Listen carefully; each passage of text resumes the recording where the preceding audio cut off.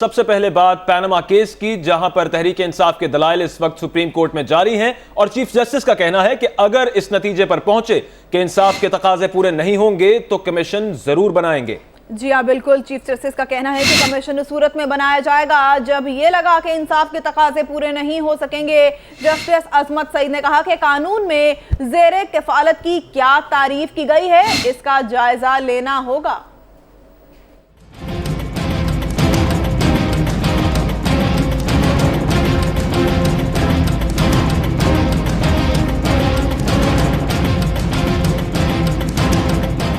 Chief justice इस राय में 5 रुकनी larger bench की पनामा तहकीकात केस की समाअत जमात इस्लामी की जानिब से फिर कमीशन तश्कील देने और सिर्फ वजीर आजम का एहतसाब न करने की इस्तदा। चीफ जस्टिस ने कहा कि अगर इस नतीजे पर पहुंचे कि इंसाफ के तकाजे पूरे नहीं होंगे तो कमीशन जरूर बनाएंगे। चीफ जस्टिस नैब, FBR और FIA की कारकर्दगी पर भी बरहम रिमार्क्स दिए कि अगर इदारों ने कोई काम नहीं करना तो उनको बंद कर दें। अपने दलाइल में तहरीक इंसाफ के वकील नईम बुखारी ने कहा कि वजीर आजम और हुसैन नवाज के बयानात में तजाद है। वजीर आजम ने जद्दा और दुबई की फैक्ट्रियां फरोख्त करके लंदन फ्लैट्स खरीदने का बताया। हुसैन नवाज फ्लैट को कतर में सरमायाकारी का बदला कहते हैं, जिस पर चीफ जस्टिस ने कहा कि नईम बुखारी साहब दलाइल दोबारा न दोहराएं। नईम बुखारी ने कहा कि वजीर आजम ने तोहफे की रकूम पर टैक्स नहीं दिया। जस्टिस अजमत सईद ने पूछा, आप कहना चाहते हैं कि ये टैक्स चोरी का केस है? हम इनकम टैक्स ऑफिसर नहीं, किसी अथॉरिटी ने भी टैक्स चोरी से मुतल्लिक नहीं बताया। केस को इस तरफ न लेकर जाएं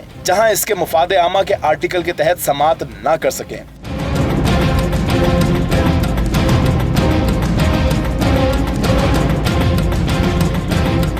नईम बुखारी ने कहा कि मरियम नवाज ने बताया कि उन्होंने कोई यूटिलिटी बिल जमा नहीं कराए। जस्टिस अजमत ने कहा कि बिल जमा कराना घर के मर्दों का काम होता है। क्या इससे ये साबित होता है कि मरियम वालिद की ज़ेरे कफालत है? जस्टिस खोसा ने कहा कि आपके दलाइल से जाहिर होता है कि मरियम नवाज ज़ेरे कफालत हैं, लेकिन अभी ये तायुन करना है कि मरियम नवाज किसके ज़ेरे कफालत हैं। जस्टिस एजाजुल हसन बोले, वेल्थ टैक्स 2011 में मरियम नवाज के अपने वालिद के ज़ेरे कफालत होने के सबूत बताएं, जिस पर नईम बुखारी ने कहा कि इसके भी ठोस शवाहिद मौजूद हैं। जस्टिस अजमत सईद ने कहा कि ज़ेरे कफालत होने का मामला अहमियत का हामिल है। कानून में ज़ेरे कफालत की क्या तारीफ की गई है, इसका जायजा लेना होगा। नईम बुखारी ने कहा कि मरियम नवाज ने कहा कि उनकी कोई जायदाद नहीं, हालांकि उनके शेयर्स और ज़राई अराजी भी हैं। हसन नवाज के पास फ्लैगशिप कंपनी के लिए रकम कहां से आई? जस्टिस आसिफ खोसा ने कहा कि कतरी खत में कहा गया कि शरीफ फैमिली उनके फ्लैट्स में किराए पर रहती थी। हो सकता है किराया पाकिस्तान से कतर जाता हो।